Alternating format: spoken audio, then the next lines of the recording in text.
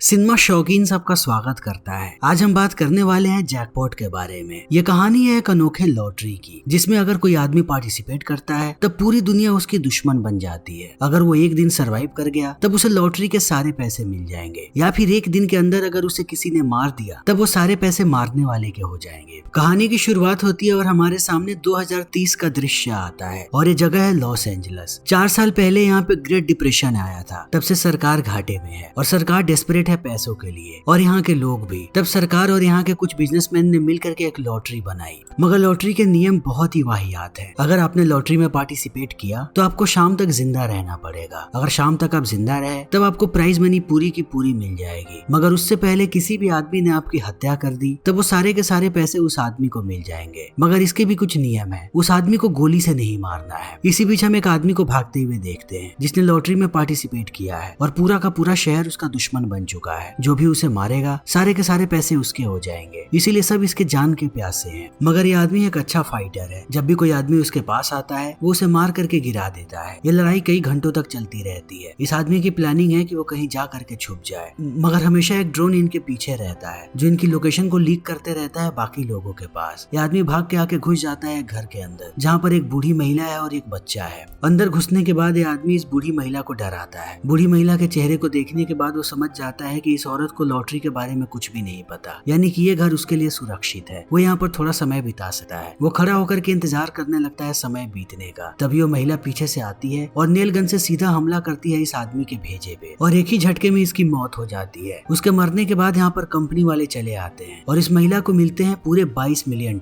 यानी कि अपनी पूरी जिंदगी अभी आराम से घर पे बैठ करके बिता पाएगी। फिर वक्त ऐसे ही बीतने लगता है। कुछ समय के बाद हम एक लड़की को देखते हैं जिसका नाम है कैटी किम। किम इस शहर में नई आई है। वो अपने देश को छोड़ करके यहाँ पर इसलिए आई है ताकि वो एक एक्ट्रेस बन सके। वो हमेशा ही खुश रहती है। जब भी किसी को देखती है वो अजीबोगरीब शक्लें भी बनाती है। कुछ देर के बाद वो पहुंचती है एक घर पे। उसे एक लड़की नजर आती है जिसके साथ अब वो रहने वाली है। जिस लड़की के साथ वो रहेगी उसका नाम है शादी। ये दोनों थोड़ी देर तक बहस करते रहते हैं। दूसरी तरफ हम एक बड़े बिजनेसमैन को देखते हैं जिसका नाम है लुइस। लुइस एक बहुत ही अमीर आदमी है, मगर उसका बिजनेस बहुत ही अतरंगी है। जिस आदमी को भी इस लॉटरी की टिकट मिलती है और जो सारे लोगों का टारगेट बन जाता है, उन्हें प्रोटेक्शन देने का काम करता है लुइस। बदले में वो जितने भी पैसे जीतते हैं उसमें 30% उसका होता है, और इस तरीके से उसने अपना बहुत बड़ा एम्पायर खड़ा कर लिया है। तभी हम एक और आदमी को देखते हैं जिसका नाम है नोल। नोल बहुत ही गरीब है, मगर वो भी वही काम करता है जो काम लुइस करता है। वो भी लॉटरी वालों को प्रोटेक्शन देने का काम करता है, मगर उसे पता नहीं है कि लोगों को अपने बारे में कैसे बताना है। उसके पास कोई भी क्लाइंट्स नहीं है। अगली सुबह जैसे ही किम जगती है वो देखती है कि उसके चेहरे पर पानी गिर रहा है ऊपर की छत से। तब उसे पता लगता है कि ये टॉयलेट का पानी है। ये जगह इतनी घटिया है कि यहाँ पर पानी ऐसे ही गिरते रहता है, और पानी सारा का सारा उसके कपड़ों पे गिर गया है, जिन कपड़ों को पहन करके उसे ऑडिशन के लिए जाना था। वो परेशान होने लगती है और तुरंत कॉल करती है शादी को। उसे पूरी बात बताती है। तब वो कहती है कि तुम चाहो तो मेरे कपड़े पहन सकती हो, मगर बदले में तुम्हें $40 देने पड़ेंगे। मैं फ्री में किसी को भी अपने कपड़े नहीं देती। इस बात को सुनने के बाद थोड़ी देर के लिए किम हैरान होती है, मगर अंत में वो मान जाती है उसे पैसे देने के लिए, क्योंकि उसे जल्दी से जल्दी ऑडिशन के लिए पहुंचना है। वो कपड़े पहनती है और पहुंच जाती है ऑडिशन में। ऑडिशन देते समय उसका हाथ जाता है जेब में। उसे पता नहीं होता कि अंदर लॉटरी की एक टिकट है। वो जैसे ही अपना अंगूठा उस पर रखती है, लॉटरी की टिकट एक्टिवेट हो जाती है। जब वो ऑडिशन दे करके बाहर आती है तब उसे पता लगता है कि वो विनर बन चुकी है लॉटरी की। यानी कि बहुत सारे लोग इस लॉटरी के लिए अप्लाई करते हैं, मगर उनमें से कोई एक ही विनर बनता है, और जो भी विनर बनता है उसके पास सूरज ढलने तक का वक्त है। अगर वो जिंदा बच गया तब सारे के सारे पैसे उसके हो जाएंगे। किम के विनर बनने के बाद सारे लोगों के लॉटरी टिकट पे उसकी फोटो जाने लगती है। अब सबको पता है कि किम ही विनर है। उसकी शक्ल देखने के बाद अब सारे लोग उसे मारना शुरू कर देते हैं। जितनी भी लड़कियां यहाँ पर ऑडिशन देने आई थी वो सब उसे मार रही है। थोड़ी देर के बाद अंदर के लोग भी बाहर चले आते हैं जो ऑडिशन ले रहे थे। सब चाकू से हमला कर रहे हैं किम पे। किम किसी तरीके से अपनी जान बचाती है और भाग जाती है यहाँ से। उसे अभी भी समझ में नहीं आ रहा कि उसके साथ क्या हो रहा है। उसे लॉटरी के बारे में कुछ भी नहीं पता। बहुत देर भागने के बाद वो घुस जाती है एक MMA क्लास के अंदर। अंदर सारे लोग उसे देखने के बाद टूट पड़ते हैं। वो सब उसे किसी भी तरीके से मारना चाहते हैं, मगर किम अपने आप को बचा लेती है। बहुत मुश्किलों के बाद उसकी जान बचती है। तब वो घुस जाती है एक योगा क्लास के अंदर। यहाँ पर भी उसके साथ यही हो रहा है। सारे अजीबो गरीब तरीके से उसे मारना चाहते हैं, जैसे कि सबके सर पे खून सवार है। किम इन लोगों से ज्यादा देर नहीं लड़ पाती। अंत में एक आदमी उसे मारने ही वाला होता है। तभी छत तोड़ करके नीचे नोल आता है और उस आदमी को फेंक देता है दूर। फिर वो किम को कहता है कि मैं तुम्हें अभी बस ट्रायल दे रहा हूँ। जब मैं इन लोगों से तुम्हारी जान बचा लूँ तब तुम्हें मेरा कॉन्ट्रैक्ट साइन करना पड़ेगा। अगर तुम इस लॉटरी को जीती तब इनाम में से तुम मुझे 10% दोगी। इतना कहते हुए वो सारे लोगों को मारने लगता है। किम को भी भरोसा हो चुका है अब नोल पे। वो अपनी जान बचाने के लिए कॉन्ट्रैक्ट पे साइन कर देती है। तब नोल एक एक करके सबको पीटना शुरू कर देता है। वो किसी को भी आने नहीं देता किम के पास। वो किम के हाथों से भी बाकी लोगों को पिटवा रहा है। सबको मारने के बाद वो उसे लेकर के आता है बाहर और किम को सारे नियमों को बताने लगता है। जब वो बातें कर रहे होते हैं तब चारों तरफ से इनके ऊपर चाकू आकर के गिरते हैं। जो जहाँ है वहीं से निशाना लगा रहा है। तब नोल किम को बैठाता है कार में और बाकी नियमों को बताने लगता है। किम बहुत ही ज्यादा डरी हुई है। वो नोल को कहती है कि मुझे इस गेम को क्विट करना है, बताओ मैं गेम को क्विट कैसे कर सकती हूँ। नोल कहता है इसका एक ही रास्ता है, तुम्हें इस शहर को छोड़ करके बाहर जाना पड़ेगा। मगर ये लोग इतनी आसानी से पीछा नहीं छोड़ेंगे। अगर हम शहर छोड़ने गए तो ये रास्ते में ही हमें मार देंगे। ये दोनों हेलमेट पहनते हैं और जाने लगते हैं एक फैक्ट्री की तरफ। मगर अब सारे लोग और भी ज्यादा पागल हो चुके हैं। वो धीरे धीरे करके इनकी गाड़ी के ऊपर आग लगाना शुरू कर देते हैं। ये जहाँ जाते हैं वहाँ हर तरफ लोग भरे पड़े हैं। हर तरफ से लोग इनके ऊपर कूदते रहते हैं। नोल अपना दिमाग लगाता है और लोगों को चकमा दे करके चला आता है फैक्ट्री से बाहर। तभी एक लड़की पीछे का कांच तोड़ करके चली आती है पीछे। नोल किम को कहता है कि वो गाड़ी चलाए। फिर वो पीछे जाता है और उस लड़की को पीटने के बाद हेलमेट पहना करके बाहर फेंक देता है और किम को कहता है कि मैं किसी को भी जान से नहीं मारना चाहता, उन्हें इतना ही घायल करता हूँ कि वो हमारा पीछा छोड़ दे। तभी ये लोग देखते हैं कि इनके सामने एक दीवार है। अपनी गाड़ी से ये लोग दीवार को तोड़ते हैं और चले आते हैं थोड़ा और आगे। आगे आने के बाद भी ये लोग देखते हैं कि हर तरफ से लोग आ रहे हैं। अब किम भी परेशान हो चुकी है। वो भी अपने हेलमेट से लोगों को मारने लगती है। अंत में नोल उसे बताता है कि मैं तुम्हें लेकर के जाऊंगा इस शहर से दूर, तब ये गेम कैंसिल हो जाएगा और तुम्हारे पीछे कोई नहीं आएगा। इस तरीके से ही तुम्हारी जान बच सकती है। अब जैसे ही ये लोग थोड़ी दूरी पर आते हैं इनकी गाड़ी खराब हो जाती है। तब ये लोग गाड़ी से बाहर आते हैं। किम भागना शुरू कर देती है नोल से दूर। तब नोल उसे पकड़ता है और कहता है कि तुम भाग क्यों रही हो। किम कहती है कि मैं तुम पे क्यों भरोसा करूं, सारा शहर मुझे मारना चाहता है लेकिन तुम मुझे बचा रहे हो और अब तुम इस बात पर भी राजी हो गए कि तुम मुझे शहर से बाहर लेकर के जाओगे। अगर मैं गेम से डिस्क्वालीफाई हो गई तब मुझे कोई पैसे नहीं मिलेंगे और मुझे पैसे नहीं मिले तो तुम्हें भी पैसे नहीं मिलेंगे। आखिर तुम ये सब क्यों कर रहे हो, मुझे तुम पे भरोसा नहीं है। नोल उसे समझाने लगता है मगर वो नहीं मानती और नाक तोड़ देती है नोल का। जैसे ही नोल अपने नाक को ठीक करता है यहाँ पर 2 पुलिस वाले चले आते हैं। किम जाने लगती है पुलिस वालों के पास। तभी नोल मारना शुरू कर देता है उन्हें। वो जानता है कि ये पुलिस वाले भी मार देंगे किम को। जब वो लड़ रहा होता है तब किम के पास यही मौका होता है यहाँ से भागने का। वो भाग करके आती है बाहर। तब वो आ जाती है ड्रोन के नजरों में। ड्रोन चारों तरफ लोकेशन भेजने लगता है। किम भागती हुई जाती है एक म्यूजियम के पास। उसे एक बूढ़ा आदमी नजर आता है जो अच्छा इंसान है। वो किम को कहता है कि मैं तुम्हें बताता हूँ कि तुम अंदर कहाँ पे छुप सकती हो, वहाँ तुम्हें कोई भी नहीं ढूंढने आएगा। वो चली जाती है अंदर। अब किसी को भी किम नहीं मिल रही। तब शादी उसे कॉल करती है और पूछती है कि तुम कहाँ पे हो। इस सवाल को सुनने के बाद किम समझ जाती है कि शादी भी उसे मारना चाहती है पैसों के लिए। वो उसे लोकेशन नहीं बताती। तभी म्यूजियम का अनाउंसमेंट होता है और इस चीज को सुनने के बाद शादी समझ जाती है कि वो कहाँ पे है। थोड़ी देर के बाद वो अपने एक साथी के साथ यहाँ पर आती है। गार्ड उन्हें रोकता है और कहता है कि तुम लोगों के नाम पे कंप्लेन है। तुम लोगों ने पिछली बार पुतलों के साथ गंदी हरकत की थी, तुम अंदर नहीं जा सकती। इस बात को सुनते ही शादी मारती है गार्ड को और चली आती है अंदर। किम उनसे बहुत देर तक छुपती रहती है मगर अंत में वो दोनों उसे देख लेते हैं और आगे बढ़ते हैं मारने के लिए। मगर किम को पता है अपने आप को कैसे बचाना है। वो छोटी से छोटी चीज उठाती है और उससे इन दोनों को मारती है। जब ये थक जाते हैं तब वो दरवाजा बंद करके चली आती है बाहर। बाहर आने के बाद वो सांस ले ही रही होती है। तभी बाकी लोग भी उसे देख लेते हैं और फिर से आने लगते हैं मारने के लिए। मगर वो लोग उसे मारते उससे पहले नोल आ जाता है पुलिस की गाड़ी लेकर के। तब किम बैठ जाती है उसकी कार में। किम नोल से फिर से वही सवाल पूछती है कि आखिर तुम मेरी मदद क्यों कर रहे हो, अगर बदले में तुम्हें कोई भी पैसे नहीं मिलेंगे फिर भी तुम मेरे साथ क्यों हो। नोल कहता है कि मैं पैसों का भूखा नहीं हूँ, अगर मुझे पैसे ही चाहिए होते तो मैं ऐसी जिंदगी नहीं बिता रहा होता। मुझे बस तुम्हारी मदद करनी है। हमें किसी तरीके से एक पैनिक रूम को ढूंढना है। इस चीज को सुनने के बाद याद आता है किम को कि एक टैक्सी ड्राइवर ने बताया था पैनिक रूम के बारे में। ये लोग वहाँ पहुंच जाते हैं मगर वो आदमी इन्हें पैनिक रूम में नहीं जाने देता। तभी ये लोग देखते हैं कि सारे लोग यहाँ ही आ रहे हैं। ड्रोन ने उन्हें लोकेशन भेज दी है। तो वो इस आदमी को बंधक बनाते हैं और लेकर के चले जाते हैं घर के अंदर। जैसे ही वो पैनिक रूम का दरवाजा खोलता है किम उसे मार करके बेहोश कर देती है ताकि वो किसी को भी ना बता दे उनके बारे में। जब ये लोग पैनिक रूम का दरवाजा बंद कर रहे होते हैं तभी एक आदमी अपना हाथ फंसा देता है उसमें। नोल नेलगन निकालता है उसके हाथ पे मारने के लिए। तभी किम उसकी तरफ देखती है और उसे लगता है कि नोल उसे मारने की कोशिश कर रहा था। वो उसे नेलगन छीनती है और उस आदमी के हाथ पे मार करके गिरा देती है बाहर। अब पैनिक रूम के अंदर ये दोनों ही है और किम को भरोसा नहीं है नोल पे, इसीलिए उसने नेलगन उसके ऊपर तान करके रखा है। थोड़ी देर के बाद ये दोनों बातें करना शुरू करते हैं। तब किम बताती है अपने बारे में कि वो हमेशा ही फिल्में देखा करती थी अपनी माँ के साथ। उसकी माँ को फिल्में बहुत ही ज्यादा पसंद थी और इन चीजों को देखने के बाद किम के दिमाग में आया कि उसे एक एक्ट्रेस बनना है। उसने बचपन से एक्टिंग करनी शुरू कर दी मगर वो एले इसलिए नहीं आ रही थी क्योंकि उसकी माँ बीमार थी। जैसे ही उसकी माँ की मौत हुई वो एले चली आई एक्ट्रेस बनने के लिए ताकि उसकी माँ मरने के बाद भी उसे देख करके खुश हो जाए। इन बातों को सुनने के बाद नोल कहता है तुम्हारा सपना जरूर पूरा होगा, शाम होते ही तुम्हारे पास बहुत सारे पैसे आ जाएंगे, उनसे तुम एक्ट्रेस बन पाओगे। किम कहती है और उन पैसों के लिए तुम मुझे मार भी दोगे। तब नोल नोल गुस्सा हो जाता है, कहता है कि तुम्हें क्या लग रहा है, अगर मैंने अब तक तुम्हें मारने की कोशिश की होती तब तुम जिंदा नहीं होती। तुम्हारे सामने मैंने सैकड़ों लोगों को मारा है तुम्हें बचाने के लिए, मैं चाहता तो तुम्हें भी मार सकता था। इन बातों को सुनने के बाद किम को भी भरोसा हो जाता है कि नोल उसे मारना नहीं चाहता। तभी बाहर शादी आ जाती है और वो उस ड्राइवर से पूछने लगती है कि पैनिक रूम का कोड क्या है। वो ड्राइवर नहीं उठता, तब वो उसे बाहर पानी में फेंक देती है। होश में आते ही वो कोड बता देता है। इन लोगों ने अंदर से इन सारी चीजों को देखा है, इन्हें पता है कि सारे के सारे लोग बाहर भर चुके हैं, ये किसी भी वक्त मारे जा सकते हैं। तब नोल कॉल करता है एक हैकर को और पूरी सिचुएशन बता करके कहता है कि मुझे अभी के अभी मदद चाहिए। इतना कहते ही वो फोन को डाल देता है लॉकर के अंदर। अब जितने भी लोग बाहर होते हैं एक साथ सबका फोन बजता है। वो जैसे ही फोन देखते हैं फोन ब्लास्ट होना शुरू हो जाता है, जिससे सारे लोग घायल हो चुके हैं। यही सही मौका होता है इन दोनों के लिए जब ये बाहर आ सकते हैं। दोनों आते हैं बाहर। नोल एक आदमी की मदद भी करता है ताकि उसकी जान ना जाए, मगर बाहर आते ही ये लोग देखते हैं कि बहुत सारे लोग खड़े हैं। वो किम को कहते हैं कि तुम्हें हमारे साथ चलना पड़ेगा, हमारे साथ तुम सुरक्षित रहोगी, तुम्हें कुछ नहीं होगा। इन बातों को सुनने के बाद किम कहती है कि अगर मेरे साथ नोल चलेगा तभी मैं चलूं। वो लोग मान जाते हैं। ये दोनों बैठ जाते हैं इनकी गाड़ी के अंदर। थोड़ी देर के बाद ये लोग पहुंचते हैं लुइस के सामने। लुइस सारी चीजें बताने लगता है किम को कि मैंने अब तक बहुत सारे लॉटरी वालों की मदद की है। वो सबकी फोटोज भी दिखाता है और कहता है कि अब जीतने की बारी तुम्हारी है, यहाँ पर तुम्हारी भी फोटो लगेगी, लेकिन तुम्हारी जान बचाने के बदले मैं तुमसे 30% लूंगा। तब किम कहती है कि 10% तुम्हें देना पड़ेगा नोल को, क्योंकि अब तक उसने ही मेरी जान बचाई है।